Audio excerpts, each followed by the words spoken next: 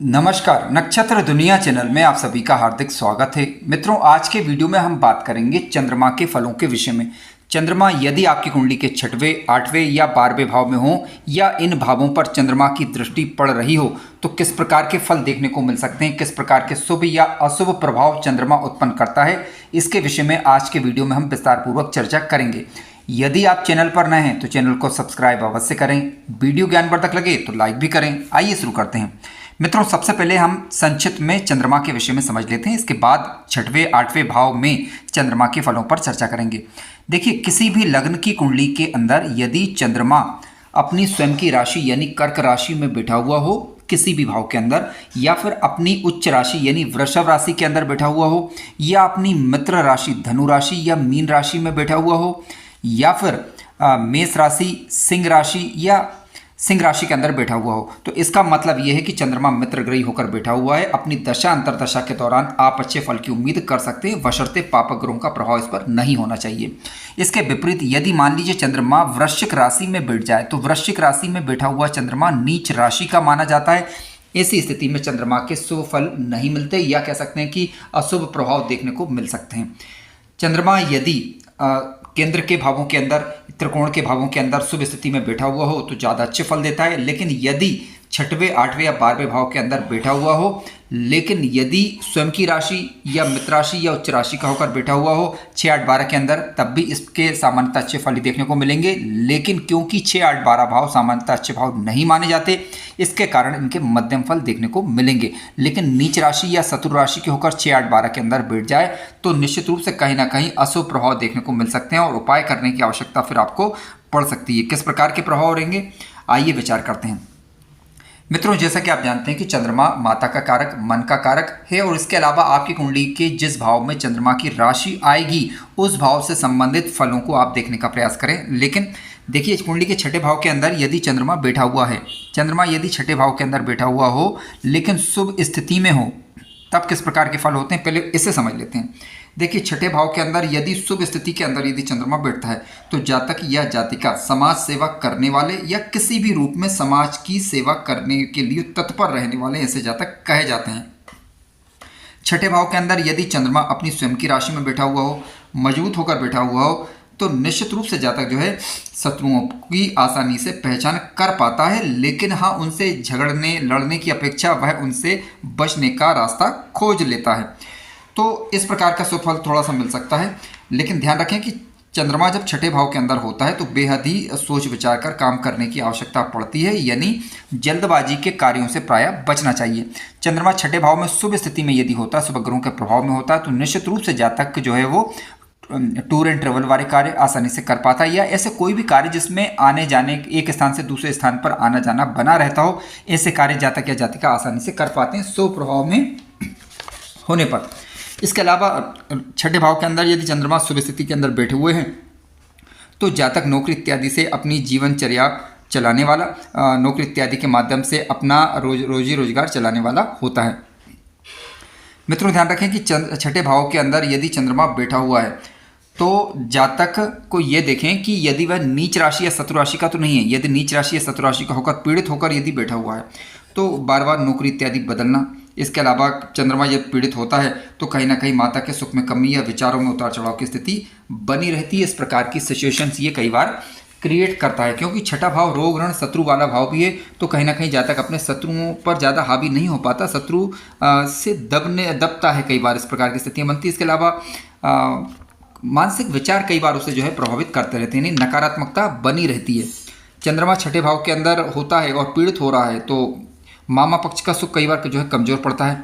इसके अलावा 6ठे भाव के अंदर यदि चंद्रमा बैठा हुआ है तो कई बार जातक जो है निरोगी भी बना रहे, इस बात में भी थोड़ा संदेह रहता है। यानी कई बार कह सकते हैं कि मानसिक विचारों के कारण, मानसिक विचारों में क्योंकि नकारात्मक कई बार नकारात्मकता हो जाती है, जिसकी वजह से क्या रहता है, पीड़ित हो रहा तब की बात कर रहा हूँ मैं, ध्यान रखिए, ठीक है। पीड़ित नहीं हो रहा तब की बात यहाँ पर नहीं की जा रही है। यदि पीड़ित हो रहा है तो निश्चित रूप से कहीं ना कहीं स्वास्थ्य जन्य समस्याएं रह सकती हैं। इसके अलावा कफ जन्य बीमारी होना, ठीक है, यानी सर्दी जुकाम इत्यादि से परेशान रहना, या फिर कह सकते हैं कि एलर्जी इत्यादि बनी रहे, इस प्रकार की स्थितियां बने रहना, इनमें से कुछ भी दिक्कतें रह सकती हैं, यानी स्वास्थ्य संबंधी समस्याएं रह सकती हैं यदि लग्नेश पीड़ित हो और चंद्रमा अशुभ ग्रहों के प्रभाव में 6ठे भाव के अंदर आ जाए। मित्रों, कई ज्योतिषाचार्यों ने और कई आचार्यों ने छठे भाव के चंद्रमा को सामान्यतः ठीक नहीं माना है, और कई बार जो है शत्रुओं से पराजय का मुंह ऐसे जातक या जातिका को देखना पड़ सकता है यदि चंद्रमा पीड़ित हो रहा है। इसके अलावा चंद्रमा जब छठे भाव के अंदर होता है तो कई बार जो है मृत्यु तुल्य कष्ट से भी जातक या जातिका जूझ सकते हैं। कहने का तात्पर्य है कि मानसिक विचार ही उसे इस प्रकार से प्रभावित करते हैं ताकि वह अपनी वास्तविक कष्ट उतना उपस्थित नहीं होता जितना कि वह स्वयं के कष्टों से कई बार जो है स्वयं के विचारों से कष्ट पाता है। इस प्रकार की सिचुएशंस बनती है। अब देखिए, छठे भाव की यदि हम बात करें, जैसे आप जानते हैं कि छठे भाव से हम कुछ अच्छी चीज़ों का विचार भी करते हैं, जैसे कि नौकरी इत्यादि का विचार करना, कॉम्पिटिटिव एग्जाम इत्यादि का विचार करना। ठीक है, अब यहाँ पर चंद्रमा यदि शुभ स्थिति में होंगे तो इनमें आसानी रहेगी, यदि चंद्रमा पीड़ित रहेंगे तो इन क्षेत्रों में जो है दिक्कतें रहती हैं। मित्रों, चंद्रमा यदि कुंडली के अष्टम भाव के अंदर बैठ जाए तो आप जानते हैं कि अष्टम भाव रहस्यात्मक भाव है। यहाँ पर आकस्मिक रूप से चीज़ें घटित होती हैं, क्योंकि आयु भाव भी है, आयु और मृत्यु का भाव भी यही कहलाता है। इसके अलावा रिसर्च इत्यादि का विचार करना हो तब भी कुंडली का अष्टम भाव देखा जाता है। अष्टम भाव के अंदर यदि चंद्रमा शुभ स्थिति में बैठे हुए हैं तो निश्चित रूप से जातक जो है, जातक की आयु में वृद्धि होगी, वेदों शास्त्रों इत्यादि में रुचि जातक लेता है। लेकिन अष्टम भाव में चंद्रमा यदि बैठे हुए हैं किसी भी रूप में, यदि ये पीड़ित हो जाएं तो जातक जो है ईर्ष्यालु किस्म का, ठीक है, मार्ग से भटकने वाला कई बार, और विनम्रता रहित, या कह सकते हैं कि निर्मल मन वाला ऐसा जातक या जातिका रह सकते हैं सब। इसके अलावा अष्टम भाव के अंदर यदि चंद्रमा बैठ जाए तो जल इत्यादि से भय रहना ये भी रह सकता है, स्वभाव चिड़चिड़ा होना, और इसके अलावा कहीं ना कहीं पैसे बचाने में, धन बचाने में दिक्कतों का अनुभव हो, इस प्रकार की स्थिति भी कई बार क्रिएट होती है। लेकिन यह मान लीजिए अष्टम भाव के अंदर चंद्रमा मजबूत होकर बैठा हुआ है, उच्च राशि का बैठा हुआ, गुरु के साथ बैठा हुआ हो, या फिर गुरु इत्यादि की दृष्टि पड़ रही हो, तो निश्चित रूप से जातक को आकस्मिक रूप से धन लाभ होगा, और जातक की आयु में भी वृद्धि होगी, और बुद्धि विवेक का प्रयोग जातक या जातिका अपने जीवन काल के दौरान कर पाएंगे। मित्रों, अष्टम भाव के अंदर यदि चंद्रमा शुभ स्थिति में हो तो मनुष्य जो है वो वेदों शास्त्रों में रुचि रहने वाला, विनोदी होगा, कहना से विद्वान होगा, और इसके अलावा ललायत रहता है चीज़ों को प्राप्त करने के लिए। अष्टम भाव के अंदर यदि चंद्रमा पाप प्रभाव में हो जाए तो कहीं ना कहीं ये स्वास्थ्य को प्रभावित करता है। अष्टम भाव में चंद्रमा यदि पीड़ित हो तो जातक की जातिका रोगी किस्म के रह सकते हैं, बेकार में घूमने वाले, ठीक है, और कह सकते हैं कि दयाहीनता भी कई बार रह सकती है। अष्टम भाव के अंदर यदि चंद्रमा पाप पीड़ित हो तो चिंतायुक्त होना या उद्विग्न रहना चीज़ों के लिए, ठीक है, और व्यर्थ का आवेग बना रहना, इस प्रकार की स्थिति बनती है। कई बार जो है धन धान्य को बचाने में इन्हें समस्याओं का अनुभव भी रह सकता है। लेकिन मान लीजिए कि चंद्रमा यहाँ पर शुभ स्थिति में हो जाए तो कहीं ना कहीं जातक जो है वो अपनी बुद्धि विवेक का प्रयोग करके अपने धन धान्य को भी बढ़ाने वाला होगा, और जिस भाव के चंद्रमा बन रहे हैं, जिस भाव के स्वामी ग्रह बन रहे हैं, उस भाव के शुभ प्रभाव में भी बढ़ोतरी होगी, और जातक जितना धार्मिक रहेगा उतना ही अधिक शुभ फलों को प्राप्त करता जाएगा। आइए अब चर्चा करते हैं कि चंद्रमा यदि कुंडली के द्वादश भाव के अंदर बैठ जाए।